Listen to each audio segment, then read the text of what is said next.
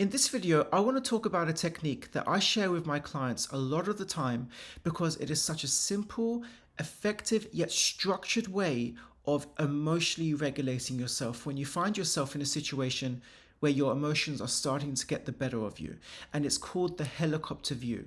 Now, the helicopter view is a template and a link is available in the description, but I'm going to walk through in this video how to use the template based upon a real life example. Using this model will allow you to not only emotionally regulate, but to actually understand the impact that those situations have on your decision making. It's such a simple, effective tool that you can apply at any time to help you in those challenging situations. So let's use the example of getting into frequent arguments with your partner. You don't feel respected, you don't feel valued, you're constantly arguing and bickering with your partner, and they don't feel you're listening to them, they don't feel heard by you, but you feel the opposite. You feel that you're trying your best, you're really trying to hear them out, you're trying to appreciate where they're coming from, yet they continue to fight back saying you're not doing enough, you feel unworthy as a result. So you're just having these conflicts with your partner and they're constantly happening even over the smallest thing. So let's use that as an example. Okay, so this is the helicopter view. So as you can see, this is broken down into different sections. We have the situation itself, so what happened to cause the emotional difficulty you experienced, how you reacted to the situation, how the other person reacted, what an outsider might say, and also what would be the ideal thing to do. So we're going to start with what happened.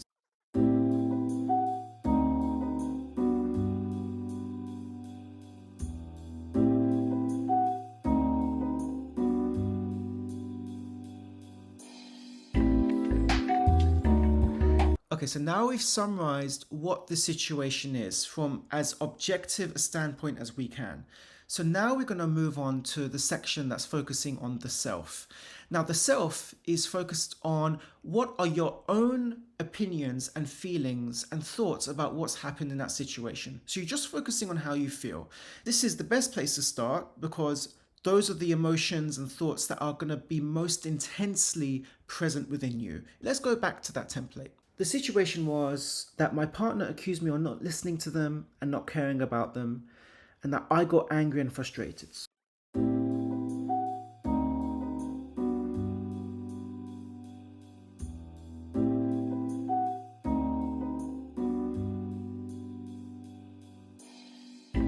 So you can see we summarized how I felt in that situation: angry, frustrated. They don't seem to recognize just how hard I'm trying. They don't see the love I'm giving in this relationship. They don't see how much support and time I'm offering in this relationship. And as a result, I just feel that no matter what I do, it's just never enough. Okay, so now we've focused on the situation and our own selves within that situation in terms of our own thoughts and our own feelings about what's happened. Now comes what is potentially the hardest part of this exercise, is to now step outside of yourself and focus on the other person. So in this case, we're focusing on what our partner thinks and feels in this situation. This does require empathy, but I encourage you just to step outside of your own thoughts and try to see the situation from their point of view. There is benefit in doing this, and you'll see the benefit once we come to the end of this exercise. We have to put aside our own feelings just for a moment and focus on what we think is going on for them. Are they really intentionally accusing us? Are they intentionally feeling bad or sorry? Or do they genuinely feel that we're not listening to them or we don't care for them? So what might be going on for them?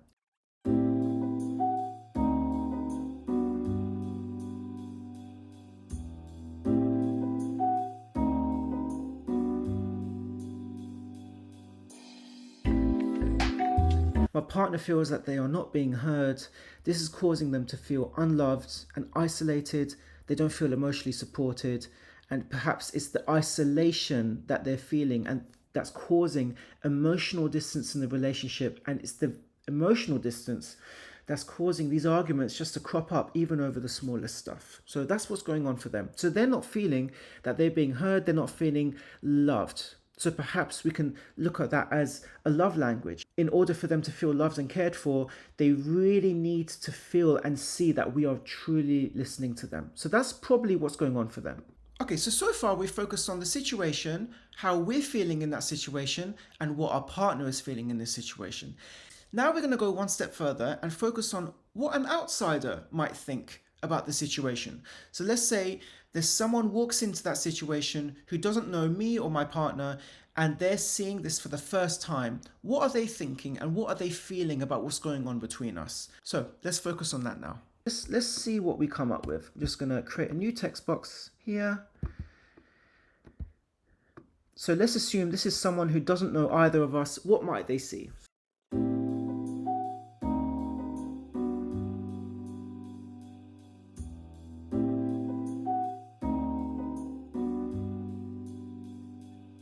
Another reason why this tool is so helpful is because it helps you to step outside of your mind, consider different perspectives, and really see what's going on in this conflict and in this dynamic.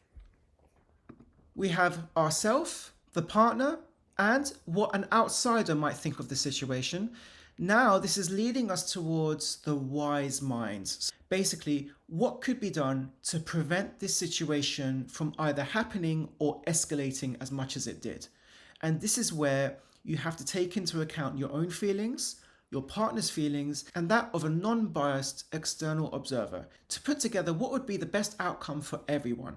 So this is where you use your compassion and your distance from your own emotions to determine what would be the best course of action going forward.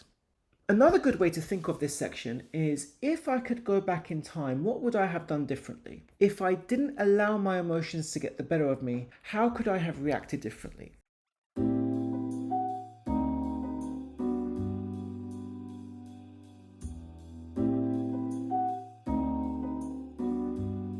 So the benefit of this is it accomplishes two things.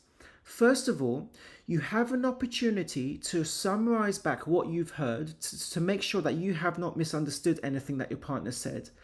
But another benefit of that is it confirms and shows that you've actually listened to your partner. So there's no dispute and there's no misunderstanding, that you have listened, you've taken on board what they've said, you've reflected back what they've said in your own words, to make sure that you fully understand where they're coming from. And it also shows you're listening at the same time, which should hopefully allow the conflict to reduce, because you're not coming back with conflict, you're just simply listening with an open ear.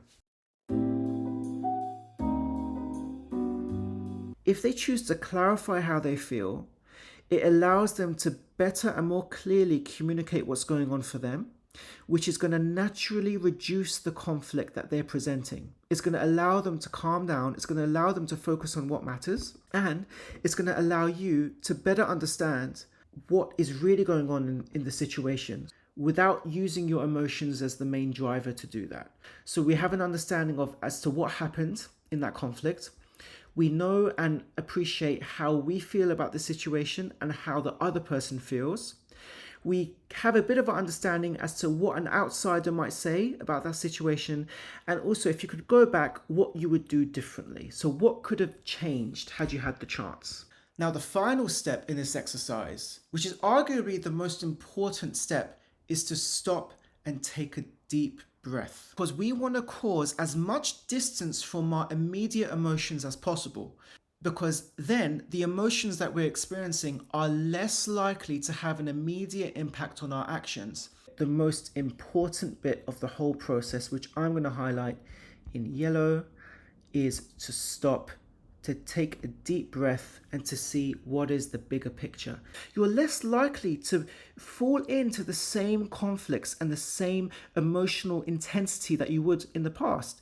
By stopping, by taking a breath, and by seeing the bigger picture, you are able to better utilize your ability to see the different perspectives in any given situation. Instead of succumbing to the emotions you're experiencing at the time, you're able to just see through that and say, okay, what is really going on? What's the bigger picture? What is the best thing to do in this situation? And that will help you also to understand and appreciate just how much of an impact your emotions have on you. Instead of doing an action or making a decision that's you're going to regret or that you felt could have changed, you're already implementing that when it counts. So this is why the helicopter view is such an effective tool that requires practice, because the more you practice it, the more you're familiar with it, the better able to use it in real time when it counts. Now, it's often cases where you're going to be undertaking this exercise after that situation has already happened. But the whole point is that you're using this as a tool to learn from that situation and apply changes for next time. So if you find yourself in another similar situation, you'll be able to better recognize the impact that is having on you at the time, to stop, take a breath, and take the time needed to assess what's really going on, using the helicopter view as a tool to help you make better and wiser choices for you, for your partner, and for the relationship in general. But you can apply the helicopter view in so many other cases where you would find it beneficial to emotionally regulate, where otherwise you might struggle to do so. And emotional regulation is being able to put a distance between our actions and the emotions we're experiencing, thinking of the bigger picture, and the helicopter view is a very effective way to do that. Thanks for watching.